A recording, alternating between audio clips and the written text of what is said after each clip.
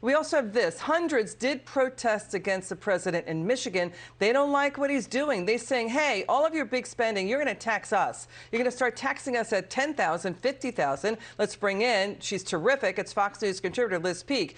You know, Liz, now let's talk about this. Progressives, or it's good to see you, progressives now are really mad at the president. He said he would sign the big spending bill with the Hyde Amendment. The Hyde Amendment stops federal funding of abortion. Senator Manchin wants that. Progressives hate it. Did he just tank his own agenda?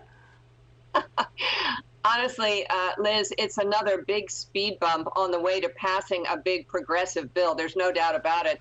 Biden came out in opposition to the Hyde Amendment. If you remember, in 2019, for many, many years, he had supported it. So this is kind of another flip-flop that he would give up on that. But I mean, that's just one of many problems. Those protesters are really a big deal. And here's why. Every week that passes, people find out more about this bill. And the more they find out about this bill, the less they like it. So those protesters are complaining because the numbers are too big. Wait till they really find out what's in this bill. And I think they are finding that out, which is another reason you had 500 people. Remember, this is a state that Biden won. So wait till he goes to a state like Alabama. You know, he's in trouble. And I think this whole thing with the debt ceiling is yet another sort of sign of the White House incompetence. The more we see on foreign policy and economic agenda, everything else, it just seems like they can't shoot straight. You know, the Schumer comes out and says, or certain other Democrat leaders, we'll talk about this. This seems like a solution. And the White House says, no, we don't really like this. Holy crow, get your act together. Let's watch the president on this. Let's listen to what he said. I want to get the bill passed. So how would you sign it if the Hyde Amendment is included? I'd sign it either way. My friends on the other team have no problem giving billionaires and millionaires gigantic tax breaks.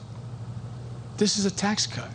It's not a tax cut. The Joint Committee on Taxation says it's going to hit people who earn about $50,000 and up. And by the way, they loaded back into that number Social Security, Medicare, tax-exempt income. And so, you know, it's going to hit lower brackets. The progressives are chasing away the moderates here, right? They don't like the Hyde Amendment. They're bullying and stalking their own Democrat senators. Their claim that the $3.5 trillion is paid for over 10 years. So in year 11, everything is going to go away. What happens in year 11 to these entitlements? Let's watch Senator John Kennedy on this. The American people are looking at this with their mouths open. And they're going, my God, these people do not trust me to make decisions for myself. They think that, they really think, Biden and the woke left, they think that America can't survive unless President Biden and the woke left make every single decision for Americans about how to run their lives. That's what this bill is about. It is going to extend the federal government into every corner of every American's life. And that's why the president's poll numbers are dropping, in my opinion. Yeah, numerous polls show half the country disapproves of the president. Quinnipiac, a bunch of them. What do you say to that, Liz? What do you think? Well, I think, look, Quinnipiac's 38% approval now. I mean, that's just shockingly low. It's a little bit lower than most of the other polls. But I think the real damage that has been done is on the character issues. We see poll after poll now saying voters don't think that Biden is honest. When he goes around the country and claims that a $3.5 trillion spending program has zero cost, guess what? People don't believe him anymore for good reason, right? They also challenge his competence, his leadership. These are really terrible assessments. And remember, he's only been in office, what is it now, 9 months?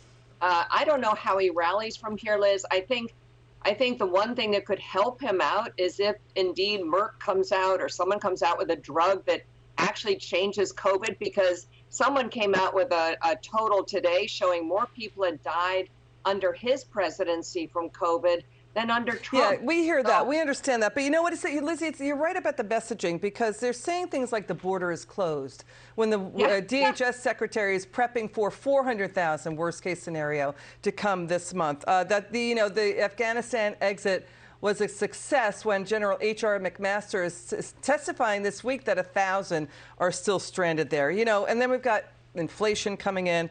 And, you know, the other thing, too, Liz, we're going to talk to you about this next time. The Associated Press reporting that more than half the states and 2/3 of 90 cities have not spent a dime of their $350 billion in COVID relief. That's happening, too. Lizzie Peek, we ran out of time.